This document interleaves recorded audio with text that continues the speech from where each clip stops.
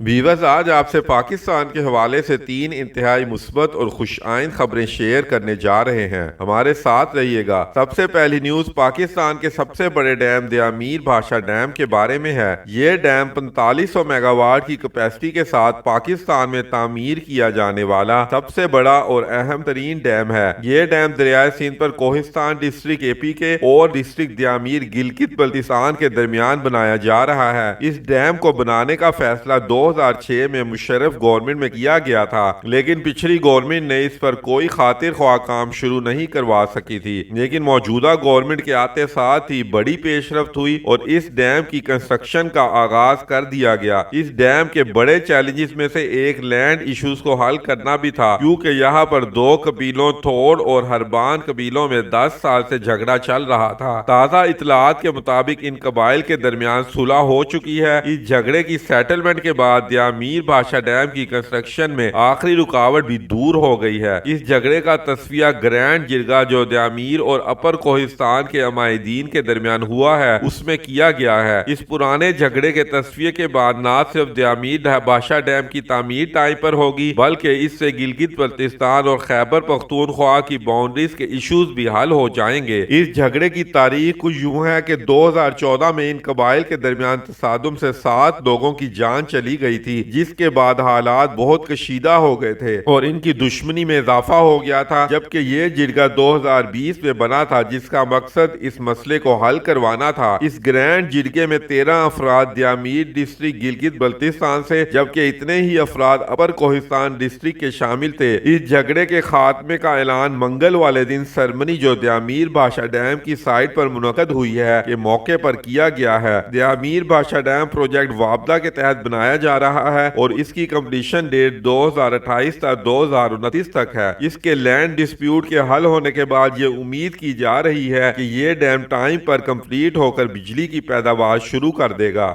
دوسری بڑی خبر کرکٹ لورز کے بارے میں ہے اور خاص طور پر پاکستان اور انڈیا میں بسنے والے کروڑوں کرکٹ شائقین کے لیے۔ پی سی بی کے چیئرمین رمیز راجہ نے اعلان کیا ہے کہ وہ انٹرنیشنل کرکٹ کونسل کو ایک تجویز دینے جا رہے ہیں، جس کے مطابق وہ آئی سی سی کو 4 ملکی ٹورنامنٹ کروانے کا کہیں گے۔ اس سیریز میں 4 ممالک حصہ لیں گے، جس میں پاکستان، انڈیا سمیت آسٹریلیا اور انگلینڈ کی ٹیمز بھی شامل ہوں گی۔ یہ چاروں کرکٹ نیشن یعنی پاکستان، انڈیا، انگلینڈ اور آسٹریلیا ہر سال T20 انٹرنیشنل ٹورنامنٹ کھیلیں گی، جبکہ اس کی میزبانی ایک ایک کر کے چاروں ملکوں کو دی جائے گی، جبکہ اس سیریز سے ہونے والے پروفٹ کا شیئر بھی چاروں ملکوں میں پرسنٹیج بیسس پر شیئر کیا جائے گا۔ یقیناً یہ ایک بہت بڑی نیوز ہے۔ اگر رمیز راجہ اس تجویز پر عمل درآمد کروانے میں کامیاب ہو گئے تو یہ ان کا بہت بڑا کارنامہ تصور کیا جائے گا۔ جب پاکستان اور انڈیا کی ٹیمز مد مقابل ہوتی ہیں تو کروڑوں شائقین یہ میچ دیکھتے ہیں۔ پاکستان اور انڈیا کے درمیان حال ہی میں ورلڈ T20 انٹرنیشنل کا میچ تقریباً 30 کروڑ لوگوں نے ٹی وی پر دیکھا تھا۔ آپ اس بات سے اندازہ لگا لیں کہ یہ کتنا بڑا ٹورنامنٹ ہوگا اور اس میں شریک چاروں ممالک کے کرکٹ بورڈز کو اربوں روپے کا فائدہ بھی ہوگا۔ ہم امید کرتے ہیں کہ آئی سی سی رمیز راجہ کی اس تجویز پر عمل کرتے ہوئے اس ٹورنامنٹ کو جلد از جلد منعقد کروانے کی اجازت دے دے گی۔ تیسری بڑی خبر پاکستان انٹرنیشنل ایئر لائنز پی آئی اے کے بارے میں ہے۔ پی آئی اے اور اس جیسے اور دیگر ملکی ادارے جو مسلسل خسارے میں جا رہے ہیں، معیشت پر بڑا بوجھ اور سفید ہاتھی بن چکے ہیں۔ پاکستان میں جتنا ٹیکس اکٹھا ہوتا ہے اس کا بیشتر حصہ ان اداروں کے بیل آؤٹ پیکج پر لگ جاتا ہے۔ اس کی وجہ سادہ ہے کہ ان سرکاری اداروں کا منافع کم ہے اور ان کے خرچے بہت زیادہ ہیں۔ مجبوراً گورنمنٹ کو ان اداروں کو اپنی سالانہ ٹیکس کلیکشن میں سے رقم دینی پڑتی ہے اور ملک اسی وجہ سے ترقی نہیں کر پاتا۔ اس حوالے سے پی آئی اے نے اپنے سٹاف میں کمی کرنے کا فیصلہ کیا ہے۔ امید کی جا رہی ہے کہ اس فیصلے کو نافذ العمل کرنے کے بعد پی آئی اے کو 8 ارب روپے کا سالانہ فائدہ پہنچے گا اور پی آئی اے دوبارہ ایک منافع بخش ادارہ بن جائے گی۔ پی آئی اے جو نیا ریفارم پروسیس لا رہی ہے اس کے مطابق پی آئی اے فی جہاز اپنے عملے کی تعداد 550 جو 2017 میں تھی کم کر کے 260 پر لے کر آئے گی۔ مزید یہ کہ 2022 میں نئے ایئر کرافٹ آنے کے بعد بعد عملے کی ریشو 220 تک لے کر آئی جائے گی۔ پی آئی اے کا خسارہ جنوری تا ستمبر سال 2021 42.3 ارب روپے ہے، جو کہ بہت زیادہ ہے۔ نئے ری اسٹرکچرنگ کے بعد وہ اپنے خسارے میں کمی لانا چاہتی ہے، لیکن ری اسٹرکچرنگ کے ساتھ ساتھ پی آئی اے کے خسارے میں کمی لانے کے لیے پوری ڈیڈیکیشن، وقت اور ریسورسز کی بہتر اور مؤثر یوٹیلائزیشن بھی ضروری ہے۔ 2021 میں پی آئی اے نے کافی ریفارمز کی ہیں، جن کے تحت انہوں نے 1900 امپلائیز کو گولڈن ہینڈ شیک آفر کیا ہے، 837 امپلائیز کو جعلی ڈگریز کی وجہ سے نکالا ہے، 1000 گھوسٹ امپلائیز کو پی آئی اے کے پے رول سے نکالا گیا ہے، جبکہ 1100 امپلائیز کو ڈسپلن کی خلاف ورزی کی وجہ سے نکالا گیا ہے۔ اس وقت پی آئی اے کے عملے کی تعداد 14,000 ہے، جبکہ اس کے فلیٹ میں 30 ایئر کرافٹ موجود ہیں، جو کہ پر ایئر کرافٹ ریشو 466 سے بھی زیادہ بنتی ہے، جو دنیا میں باقی ایئر لائنز کے مقابلے میں بہت زیادہ ہے۔ اگر باقی دنیا کی کامیاب ایئر لائن سے موازنہ کریں تو ترکش ایئر لائن کی 160 امپلائیز پر ایئر کرافٹ ریشو بنتی ہے۔ ترکش ایئر لائنز کے پاس 373 ٹوٹل ایئر کرافٹ ہیں اور ان کے عملے کی تعداد 60,000 ہے۔ اسی طرح ایمریٹس ایئر لائن، جن کے فلیٹ میں 259 ایئر کرافٹ ہیں، 40,801 ٹوٹل عملہ رکھتی ہے اور ان کی پر ایئر کرافٹ عملے کی ریشو 157 بنتی ہے۔ پاکستان انٹرنیشنل ایئر لائنز کو کرونا پینڈیمک کی وجہ سے بھی خسارے میں اضافہ ہوا ہے، جبکہ دوسرا European union aviation safety agency